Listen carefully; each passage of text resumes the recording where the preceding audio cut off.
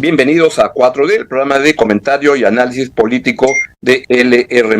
Un fallo de la Corte Suprema, y es un fallo de vía casación, referido a un asunto en Apurímac y que tiene que ver con las protestas que habían en ese momento y con la ocupación de la vía de las carreteras, emitido por la Corte Suprema. La sala que preside el doctor César San Martín ha generado múltiples interpretaciones, y los que algunos han entendido es que está cancelando la posibilidad de la protesta. Otros entienden que es protesta pero sin violencia, pero hay vacíos y dudas, y hemos creído conveniente invitar al doctor César Azabache, buen amigo de este programa y cuya opinión apreciamos mucho, para que nos explique qué significa este fallo. ¿Se puede protestar? ¿Cómo se puede protestar? César, bienvenido. ¿De qué se trata este fallo? Si nos puedes poner en autos a toda nuestra audiencia primero. A ver, creo que el mejor resumen lo hizo el relator de Naciones Unidas para la Libertad de Expresión. Lo que dijo él fue que este es un fallo tan confuso que puede apoyar cualquier posición. Y eso creo es lo que se muestra en el ambiente cuando personas de criterio reconocido dicen que prohíbe todo y personas de criterio reconocido dicen que no prohíbe todo. ¿Qué es lo que ocurre?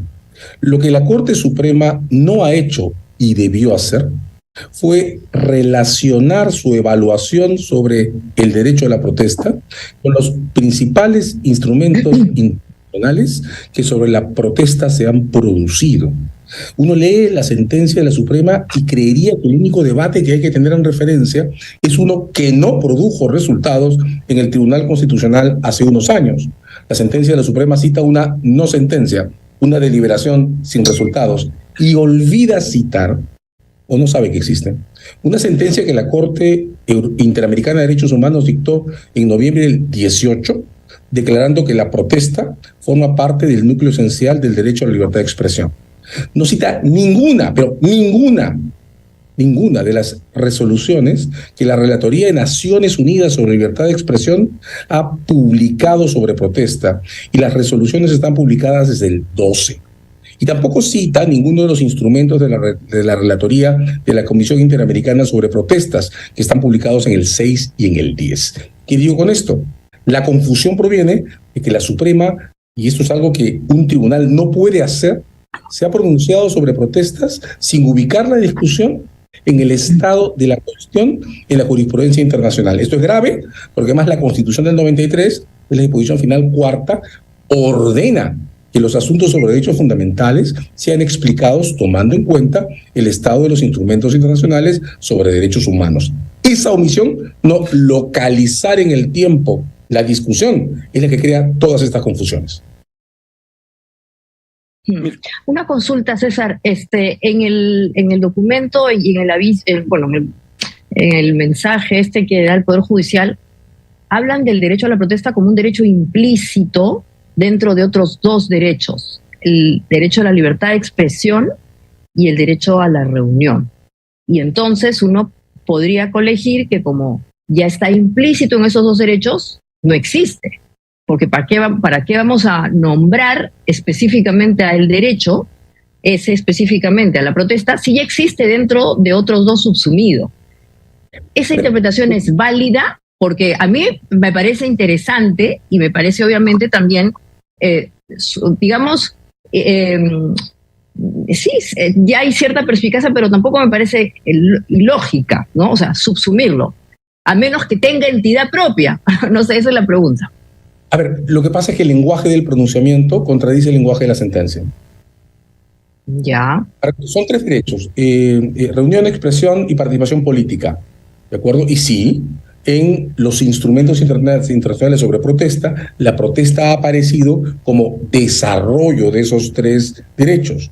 Notar esta construcción: ha aparecido. La protesta es un derecho en construcción. Noten que los instrumentos que les he citado son tan recientes como el 2006, 2010, 2012 y 2018. Esto es un proceso de formación al que hay que hacer referencia. En poco veremos por qué. La sentencia dice otra cosa. La sentencia lee ese derecho desde el Código Penal. Y del Código Penal la sentencia dice, un ratito, en el 283 del Código Penal hay un delito que es ocupar vías y rutas terrestres. Entonces ocupar rutas terrestres es delito. Y si es delito, nada que le afecte puede ser tolerado. La sentencia sí dice que la protesta es un antivalor. Sí dice que la sentencia es un antivalor. El comunicado sí, pero no. La sentencia sí. Pero una consulta, entonces si existe este derecho en construcción, ¿qué lo caracteriza distinto de los otros dos derechos? Porque tendría que tener pues una cosa propia, ¿no? Entonces, porque si no, ¿cómo? O sea, sigue siendo lo mismo. Y cuando tú dices que es una evolución, ¿no será medio artificial esto? O sea, me estoy poniendo como abogado del diablo, ¿no? No, está muy bien. Tampoco artificial que hay dos relatorías, una en Naciones Unidas, una en la Comisión Interamericana, discutiendo la evolución del derecho a la protesta, y una sentencia, la del 18, de la Corte Interamericana, reconociéndolo. De modo que artificial no es. Está asentado en la jurisprudencia internacional. Hay una famosa sentencia del Tribunal Europeo de Derechos Humanos sobre la protesta, vinculada a una huelga de un sindicato de transportistas en Francia, que declara lo mismo. Y el estado de la cuestión está más cerca dije, del pronunciamiento del judicial que de la sentencia del judicial. Porque la revisión, conforme al estado de la cuestión, tiene esta mecánica. Hay una protesta. Ok. ¿Qué tipo de protesta es? ¿A quiénes afecta y de qué modo los afecta? ¿Ese margen de afectaciones debe ser tolerado o no? ¿Y en qué casos? ¿Dónde está la discusión ahora? Es la discusión del Tribunal Europeo de Derechos Humanos en esta sentencia sobre el Sindicato de Francia. ¿Se puede ocupar una vía terrestre? Sí, pero ¿cuál es? En el caso del sindicato habían ocupado algo parecido, salvando las distancias, a la vía expresa de Lima, un sindicato de transportes que protestaba contra el gobierno. Bien, ¿se puede bloquear una arteria central de una ciudad? ¿Por cuánto tiempo? Con ocasión de esa huelga es que el Tribunal Europeo lanza una regla, y acá las reglas están saliendo caso por caso. Una arteria central, dice el Tribunal Europeo, no se puede bloquear razonablemente, de manera indefinida, si no hay alternativas de tránsito para que los no manifestantes puedan reorganizar su vida y reorganizar su planeamiento del día. Un caso resuelto. Arterias públicas interurbanas. El caso de Las Bambas es sobre una protesta contra el transporte de minerales por una carretera. Y lo que se hace en Las Bambas es parar a esos vehículos que transportan esos minerales, el objeto de la protesta. ¿Está bien o está mal? Eso hay que discutirlo, pero hay que discutirlo en las circunstancias de ese caso, no trayendo una regla hecha para huelgas de transportes públicos en Europa en una vía interurbana. Esa regla podría haber servido para discutir, por ejemplo, una interrupción no autocontrolada en la Panamericana Sur, en determinados tramos por los que nadie se puede desviar, pero no para un caso vinculado al transporte de minerales. Y repito, la Corte Suprema pudo llegar a la misma conclusión, pudo concluir al final que esa interrupción era un delito, pero no dejando de referenciar la discusión al modo en el que está. En este momento la discusión es la siguiente: admitida la protesta por la Corte Interamericana, por el Tribunal Europeo, por Naciones Unidas, por la Comisión Interamericana, como un derecho en construcción. Entonces, ¿en qué casos debe ser protegida? ¿Cómo debe ser protegida? ¿Qué debe regular la actividad de los manifestantes? ¿Y cómo deben ser controlados los desbordes? Ahí está la cuestión, en el caso por caso.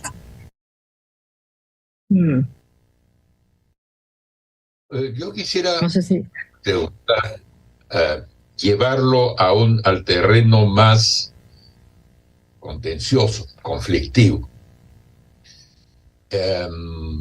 Una multitud de gente que hasta hacía unos minutos antes protestaba tranquila y pacíficamente, de pronto se encuentra o es encontrada frente a una comisaría que ha sido incendiada de pies a cabeza. No. Ahí hay varios momentos. Hay el momento en que la protesta era pacífica, hay el momento en que se le asocia con esto. En el caso de las protestas peruanas, no hay dirigentes a la vista. Muchas de estas cosas son tirar la piedra y esconder la mano. No. ¿Qué pasa en ese momento cuando la protesta cruza este Rubicón y se convierte efectivamente en asunto penal? ¿A quién afecta? ¿Cómo afecta? ¿Y de qué manera? ¿Es un asunto individual o colectivo? Eso es impresionante, porque en efecto, la evolución desde la libertad de expresión a la protesta ha cubierto varios momentos, ¿no? En los 60, piensen en Martin Luther King, ¿verdad? Por ejemplo, la discusión era justamente Mahatma Gandhi, la libertad de expresión como un derecho que se autorrefiere, que solo le causa consecuencias a quien se manifiesta. Esta última evolución, que es la que estamos registrando, la que estamos documentando, se refiere a esto a lo que Mirko se refiere, es decir, ¿puede la libertad de expresión convertirse en un derecho distinto en el que, como en la huelga sindical, se hace necesario que otras personas toleren determinadas afectaciones a sus derechos? ¿Hasta dónde y por cuánto tiempo? Entonces viene el problema de la manifestación evolutiva al que se refiere Mirko. Es decir, una protesta comienza pacífica y se desvía, o se desvía en determinados tramos. Si recordamos las manifestaciones del 1 de enero, podemos notar que en las inmediaciones de la Plaza San Martín no pasó nada, pero hubo confrontaciones duras en una de las esquinas de Abancay, donde está el antiguo Ministerio de Educación, hoy la Corte Superior de Lima. La regla hacia la que apunta la comunidad internacional en esto es la regla del monitoreo. ¿Qué significa esto? Si ustedes consultaran, está en internet, si tienen acceso al informe de Amnistía sobre manifestaciones, van a notar una historia distinta. Una manifestación del movimiento diverso en Europa del Este, en un país conservador. Monitoreada por la policía, esto es, acompañada por la policía. La discusión en ese caso fue si la policía, en el acompañamiento de esa manifestación de una comunidad diversa, tenía derecho a instalar francotiradores para contener a los contramanifestantes. La clave siempre está en los lineamientos de acompañamiento policial. Y esto se discutió desde noviembre del 20, después del caso Turín. Ahí, digamos, alguien que creo cumplió un papel muy importante en instalar la idea de este mecanismo fue José Élice, que era ministro del Interior. La idea es que en los lineamientos de la policía, si la policía asume el manifestante es un ciudadano en ejercicio de derechos, pues lo que tiene que hacer es acompañar la manifestación. Pasó en abril 5 las manifestaciones contra el toque de queda de Castillo. Acompañar la manifestación. Ese acompañamiento tiene dos dimensiones: la contención de los manifestantes y la contención de los contramanifestantes. Entonces, si el acompañamiento se planea como eso, como un acompañamiento inteligente, pues entonces tendría que ser relativamente sencillo para la policía notar que tiene que intervenir en el desborde y cortar no la manifestación, que es lo que se hizo en Lima en enero, ¿no? En enero se intervino a los que venían a manifestarse, a los que dormían para manifestarse, a los que salían a manifestarse y a los que se estaban manifestando. En las reglas de acompañamiento inteligente, la idea es acompañar la manifestación de manera que el desvío pueda ser cortado, aislado e intervenido, porque eso es un delito. Evidentemente es un delito golpear a la policía, quemar un local público, saquear, robar establecimientos. Y el derecho está en construcción porque es un derecho en situación de riesgo. Una manifestación tiene la contingencia o el riesgo contingente de desbordarse. Por eso la intervención. Y por eso la segunda línea de discusiones: lineamientos para el acompañamiento policial y lineamientos claros para los manifestantes. Porque lo que no puede ocurrir tampoco es que un bloqueo de carreteras, y esto ha ocurrido desde las agrarias del verano del 21, impida el paso de ambulancias. Eso no se puede permitir. O impida que se atienda a ancianos, madres embarazadas o niños. Entonces, aquí lo que falta es primero hacernos cargo del estado de la cuestión. Repito, el pronunciamiento de la Corte Suprema está más cerca de eso que la sentencia. Y además entrar en el debate sobre los lineamientos para el acompañamiento policial y los lineamientos para la autolimitación de los manifestantes. Tal que quede claro que si toma una carretera solo termino esto, el policía le puede decir al señor, acá están los lineamientos que están publicados. ¿Dónde está la vía para ambulancias? ¿No está? ¿Me la abren o la abro yo? Perdón, Mirko. Quería preguntar, esos manuales de operación paralelos, ¿los hace la Corte Suprema? A ver, en nuestro caso, lo más recomendable habría sido que los promueva la Defensoría del Pueblo y los apruebe el gobierno a través del Ministerio del Interior. Pues son lineamientos, ¿no? Son el tipo de reglamentos que suponen reglamentos para la policía, reglamentos para los ciudadanos, no son parte de las atribuciones de la Corte. Lo dramático en este caso, lo resumo en una frase, es que la Corte no ha reproducido el estado de la cuestión y creo que es su deber hacerlo. Segundo, no ha localizado los términos precisos del debate que tenía adelante, que era una de las tomas. Y tercero, que a pesar de lo que ha pasado entre nosotros en noviembre del 20, también en el verano del 21, y ahora en diciembre y enero, no hemos abordado, no veo que nadie quiera abordar la discusión sobre los lineamientos para la policía y para la ciudadanía, para los manifestantes también. César, repregunto con la pregunta que te hacía Mirko en relación de quién escribe esos documentos. La única experiencia reciente fue en enero, febrero, cuando hubo una reunión en la cual yo participé representando a IPIS con el ministro del Interior, para ver cómo cómo nos poníamos de acuerdo para que los periodistas pudieran asistir a las marchas sin que los policías los gomearan.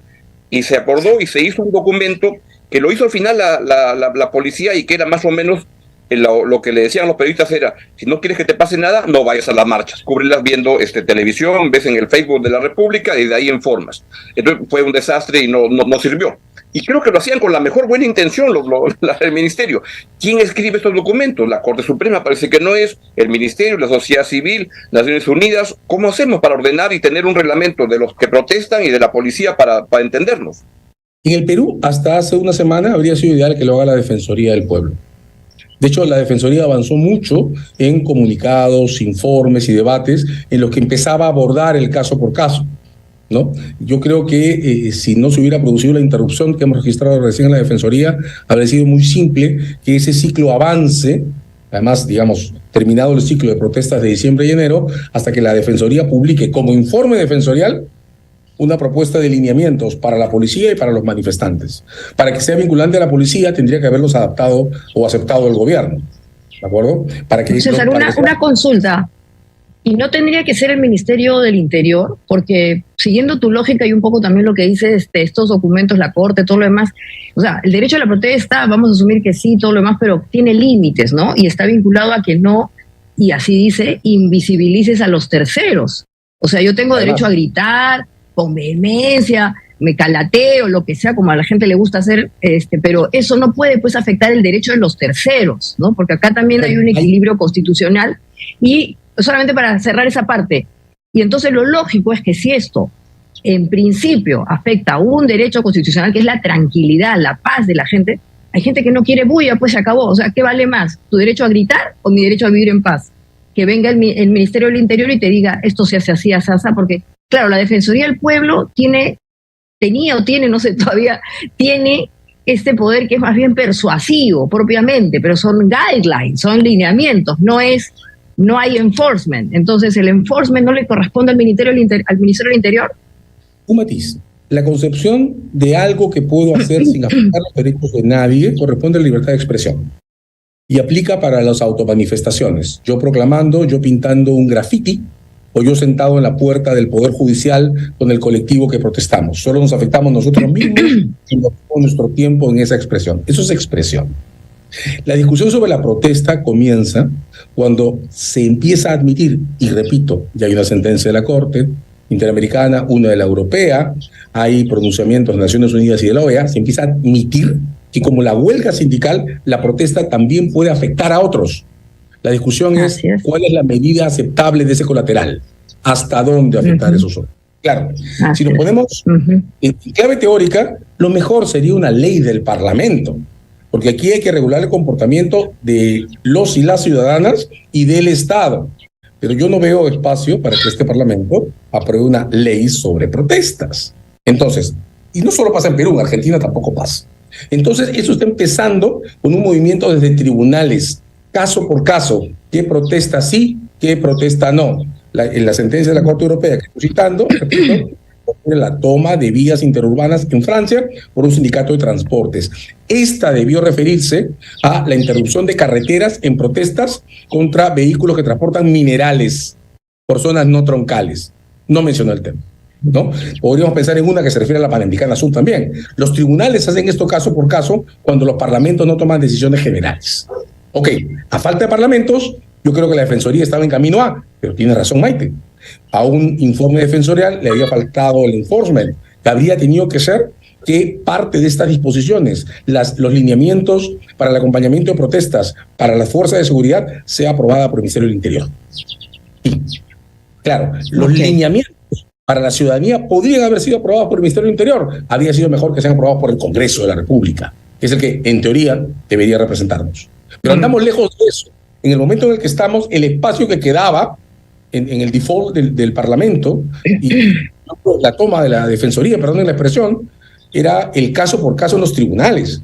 Y los tribunales, la Corte Suprema, se aleja de la posibilidad de establecer el caso por caso cuando hace una declaración general en la sentencia donde dice, y como hay un artículo del Código Penal que prohíbe interrumpir vías públicas, entonces toda ocupación, no digo toma aquí, ocupación de las vías públicas es automáticamente un delito. Eso dice la Suprema.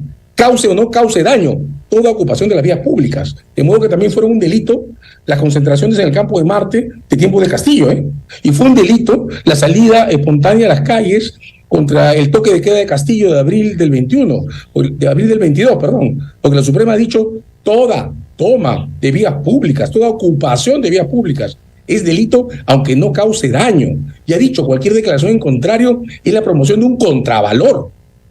Eso ha dicho la sentencia. Bueno, no sé si Maite y Mirko tienen una pregunta, un comentario adicional. Yo tengo... Solamente para cerrar, entonces es caso por caso. Y sorry, Mirko, ¿no? Entonces, Maite, tú vas a cerrar, no hay forma de seguir, ¿o sí? Sí, claro que sí. Va a tener que haber forma de seguir, porque estoy seguro que la Suprema tiene en agenda muchos más asuntos sobre protestas que resolver. Y, por ejemplo, ya en el lavado de activos en el 17 pasó, que luego hubo una sentencia incalificable que publicó la Sala de Nostroza, esto fue agosto del 17, en octubre del 17, la Corte Suprema sacó un acuerdo plenario y corrigió el estado de la cuestión. Yo creo que aquí hay que hacer lo mismo. Si la Corte Suprema quiere seguir ocupando el espacio de equilibrio que ha venido ocupando en estos últimos años, más o menos, pues entonces lo que tendrá que hacer es introducir en su siguiente pleno casatorio, en su siguiente encuentro de todos los magistrados de la Suprema, una nueva discusión que ponga las cosas en la dirección del pronunciamiento, que como digo, son completamente distintas a la dirección de la sentencia de casación. ¿Alguna otra pregunta, comentario? Bien, entonces, como conclusión es que se requieren estos reglamentos que ojalá tengan un capítulo para también las autoridades que se le ocurren hacer maratones que son muy importantes, pero capturan la ciudad y te impiden circular durante una mañana de un día domingo. Que vivan las maratones, pero que permitan que haya lugares por donde se pueda avanzar. Bien, entonces de esta manera le agradecemos a César su participación, su explicación tan valiosa sobre un tema que es relevante. Y antes de irnos, les cuento que este 24 y 25 se inicia la edición 13 de Visiones 2023, foro sobre sostenibilidad realizado por la Embajada de España, la Cámara Española y el Foro de ONGs Españolas. Este año con el lema "Vamos a recuperar la confianza", expertos nos ayudarán a comprender desde la pluralidad de representación qué es lo que viene ocurriendo en el país y jóvenes líderes nos aportarán su mirada sobre el futuro. Participa a través de las plataformas de LR+ y La República. Que tengan una muy buena semana y muchas gracias, César. Buen día. Adiós. Gracias. Chao.